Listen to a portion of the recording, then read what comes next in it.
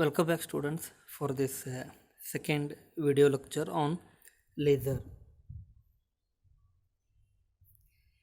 To begin with the Einstein coefficients, so previously we have discussed the interaction of radiation with matter, that is in three ways: induced absorption, spontaneous emission and stimulated emission.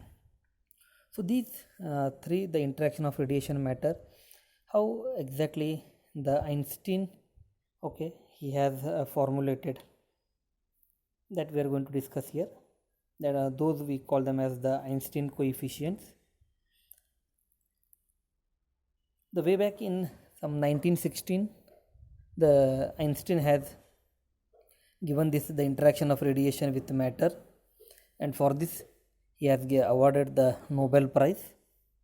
Now we would like to get into these Einstein coefficient, how exactly the interaction of radiation with matter, those three cases what we have discussed now, all same the three cases we are going to deal. Let us consider there are two energy level, E1 and E2. E1 is the lower energy and E2 is the higher energy state, as we have discussed in the previous video. Now in this, let N1 and N2 be the number of atoms in E1 and E2 respectively.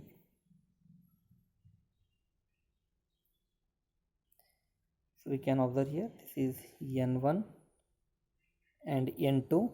So these are the number of the atoms which are present in E1 and E2 energy level respectively.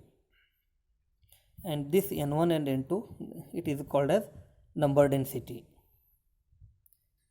Now let there be a external energy which is incident on the system. That particular energy we are going to call it as energy density. Here we can make out E nu, it is the external energy which is incident on the system.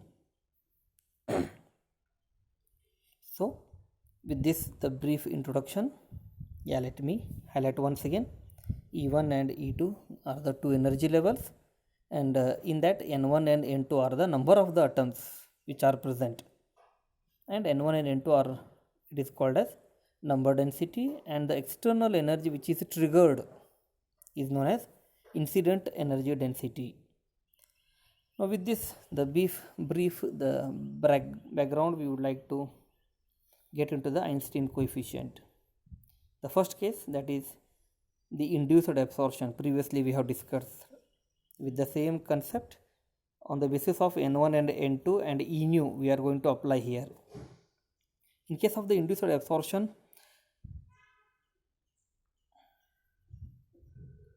the atom it moves from E1 to E2 energy level by absorbing a energy E nu. So the atom which is in the ground state, it gains the energy and goes to the higher energy state. Now the number of such absorptions per second per unit volume is known as rate of absorption, and it depends upon two factors. The first one is how many number of atoms are there, N1, and the incident energy E nu. It means how many number of the atoms they are going to absorb this absorption. It depends on two factors. One is the external incident energy E nu, and how many number of atoms they are present in the N1 energy level. Therefore the rate of absorption is proportional to N1 and E nu.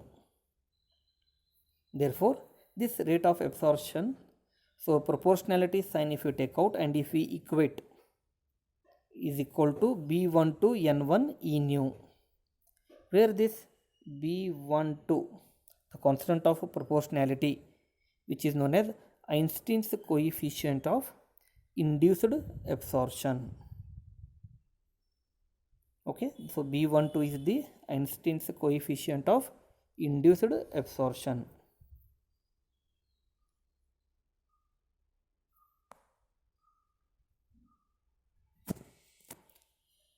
Next, going to the spontaneous emission.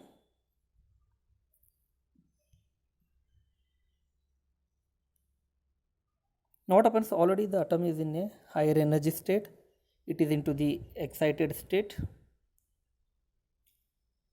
Now what happens, within the 10 to power minus 8 second what we discussed earlier, it transit from E2 to E1 on its own, and it gives out a photon of energy h nu. So this, in terms of Einstein's coefficient, if you just observe, so it can be defined as the number of emission per second per unit volume is known as rate of spontaneous emission. So this rate of spontaneous emission, yes, now it depends upon, here we can see the rate of the spontaneous emission, it depends upon only the number of the atoms which are present in higher energy state, that is N2. Okay, therefore this, the rate of spontaneous emission is proportional to N2.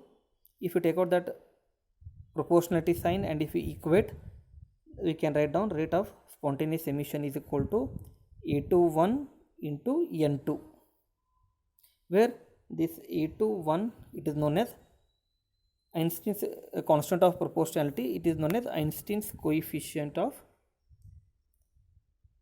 spontaneous emission.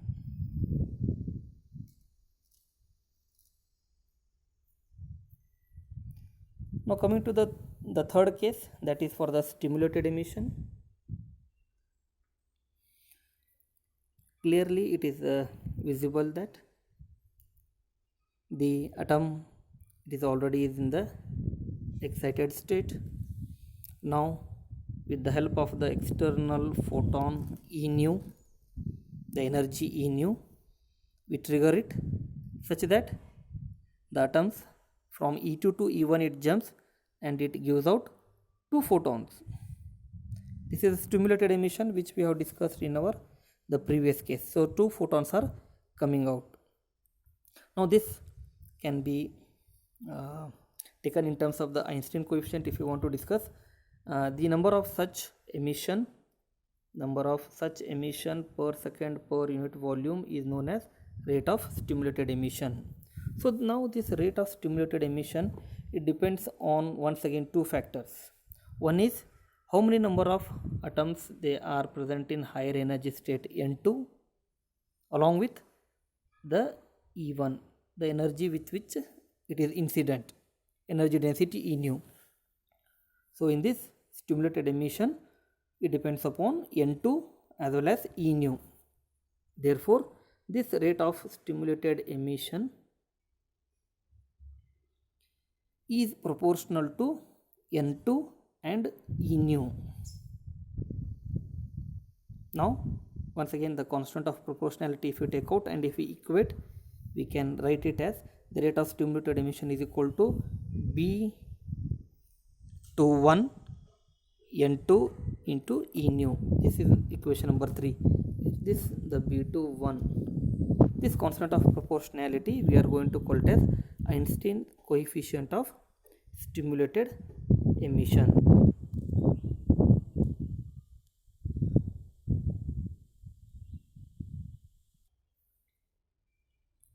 Now we are going to derive the expression for the energy density of radiation under thermal equilibrium condition in terms of the Einstein coefficients. Already we have discussed what the Einstein coefficients are there. Now this is at the, we can observe at thermal equilibrium. What is the meaning of the thermal equilibrium? The thermal equilibrium, it is nothing but at thermal equilibrium the total energy of the system is going to remain constant. It is not such that we can discuss in terms of the rate of absorption is equal to rate of emission, means whatever is absorbed that is emitted.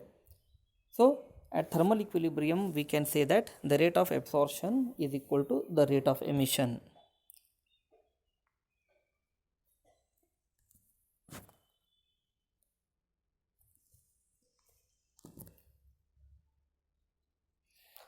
Now at the thermal equilibrium,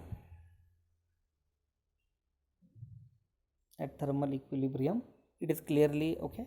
We know that the rate of absorption is equal to rate of emission, but here the rate of emission is of two types. One is the spontaneous and the second one is the stimulated emission. Therefore, the rate of the induced absorption is equal to rate of spontaneous emission plus rate of stimulated emission. Now, on the basis of the Einstein coefficient, the rate of the absorption is B12 N1 into E nu, while the rate of the spontaneous emission is equal to A21 into N2, and the rate of the stimulated emission is equal to B21 N2 into E nu. Those three Einstein the coefficients what we have taken previous case, so those we are taking into account here. Now rearranging the terms.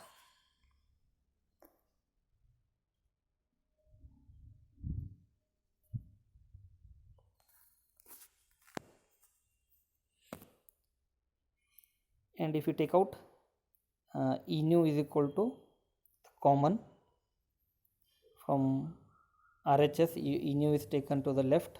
So E nu is equal to B12 N1 minus B21 into N2, that is equal to E21 into N2. Therefore, E nu is equal to A21 into divided by B12 N1 minus B21 into N2. Now, for the numerator and denominator, divide by N2. That equation becomes A21 divided by B12 into N1 by N2 minus B21. So this one, rearranging the terms, we can write down E nu is equal to A21 by B21 into the bracket 1 over B12 divided by B21 N1 by N2 minus 1. Call this as equation number 2.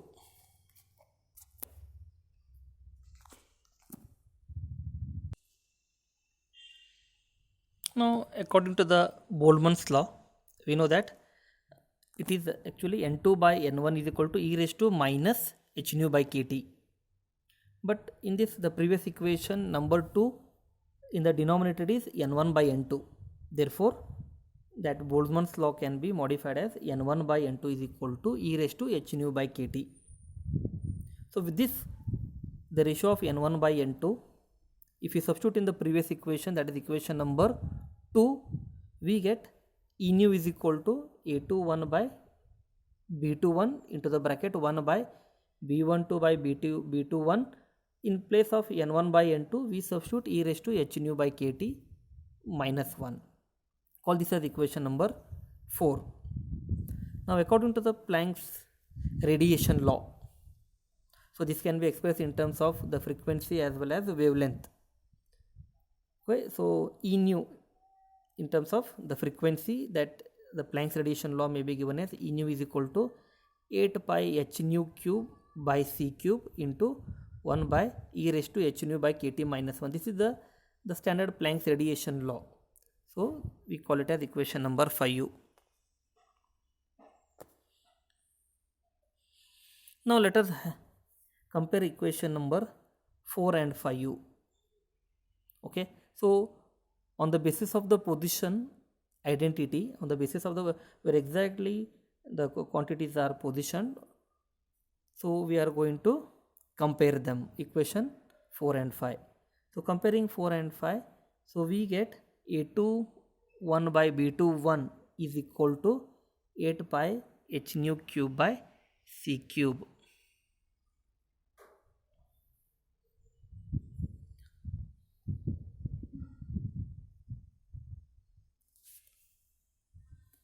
Similarly,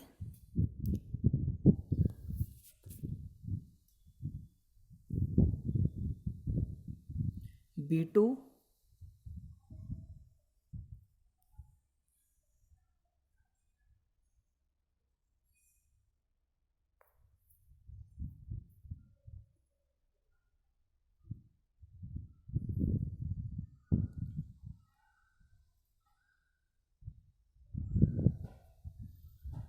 So we can discuss here. A21 by B21 is equal to 8 pi Hne cube by C cube. Similarly, in terms of the position also, this B12 is equal to 1. Now B12 divided by B21 is equal to 1. So the meaning is that B12 is equal to B21.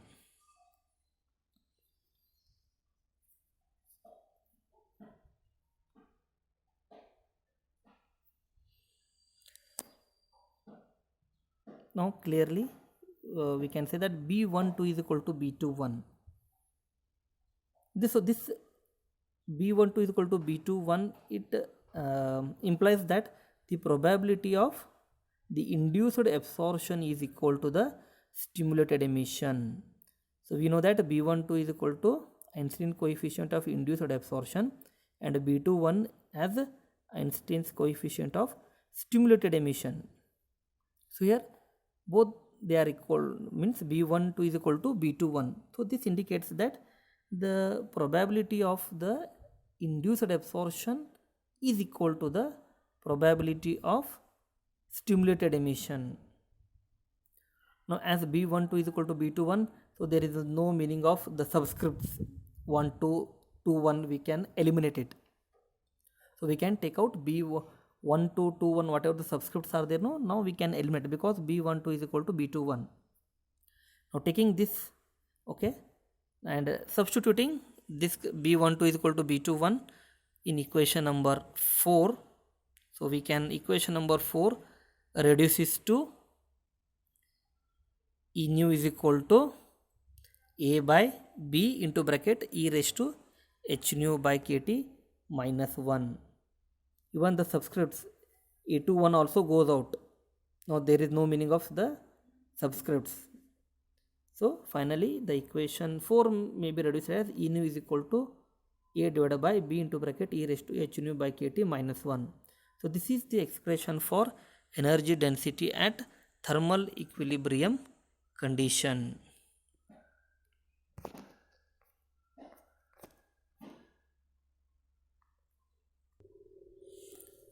Okay, to continue with this session, right now we have discussed the Einstein coefficients, that is interaction of radiation with matter in terms of Einstein's coefficient at thermal equilibrium condition we have discussed. Now later on we'll get into the few basics about the laser action, how exactly the laser action is going to take place.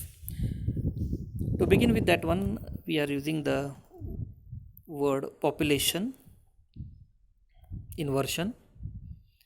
So this is a very important the aspect in the laser. So what now let us think, at thermal equilibrium condition there are more number of atoms in lower energy compared to the higher energy state. That is at thermal equilibrium condition, because the atom they want to attain the lowest possible energy. Therefore always there are more number of atoms in lower energy compared to the higher energy state. This is very important. So more number of atoms are in ground state, and upper energy very less number of the atoms will be there. This is that thermal equilibrium condition. The next one, the number of atoms present in a given energy level is known as its population. The previous case N1, N2 what we have discussed on number density.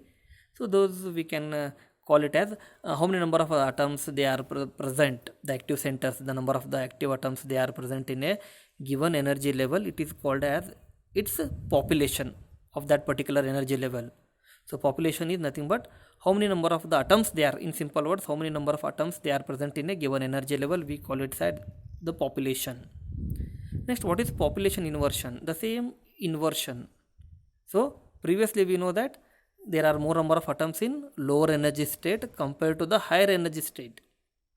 Now this population we want to invert in such a way that so there will be more number of atoms in higher energy state compared to its lower energy state.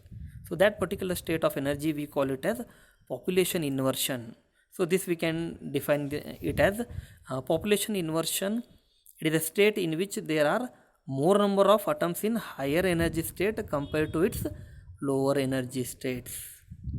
So above what the population we have given, we are inversing it.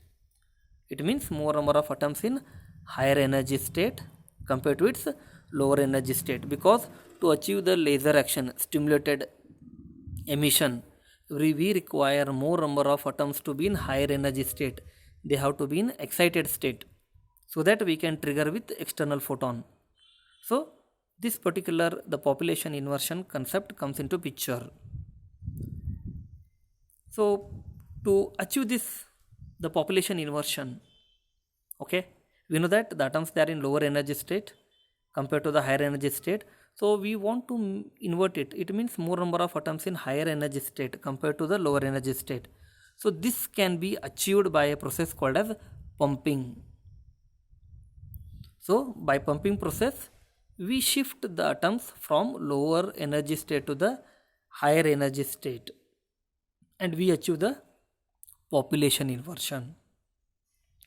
So we can call it as, to achieve the laser action, there should be more number of atoms in higher energy state. Okay, so to achieve the stimulated emission, we require more number of atoms in higher energy state. So this can be achieved by a process called as pumping. Now what exactly the pumping is? So it is the process of shifting the atoms from lower energy state to the higher energy state by providing external energy. We provide certain types of the external energy such that the atoms they gain the energy and they go to the higher energy state. So to achieve the population inversion, we require the pumping. With pumping, the energy levels are can be raised. The atoms will be, more number of atoms will be in higher energy state compared to its any of the lower energy states.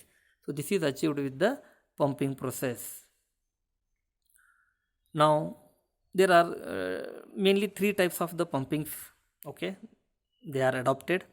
The first one very popular, it is known as the optical pumping, where the in that the optical energy is supplied. So mainly such type of optical pumping is used for solid state laser.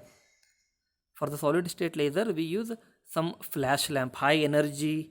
The flash lamps are used, so that energy is absorbed by the system to raise the atoms to the higher energy state. Therefore, in optical pumping, we use the light energy. The external, the optical light energy is supplied. Very high energy is supplied. Usually the flash lamp. The second one is the electrical pumping. So this electrical, we supply the electrical energy, we apply the high voltage. So mainly this electrical pumping is used for gas laser. So where in the discharge gas tube, we apply the high potential such that the discharge of the gas takes place with the high electrical, the energy what we applied. So with this, the pumping process can be achieved. And the next one is the chemical pumping, where the chemical energy is supplied, that is the exothermic reaction takes place and heat is evolved. That heat is absorbed by the atoms and they go to the higher energy state. More oftenly, the optical and electrical pumping, they are mainly used in any of the laser action.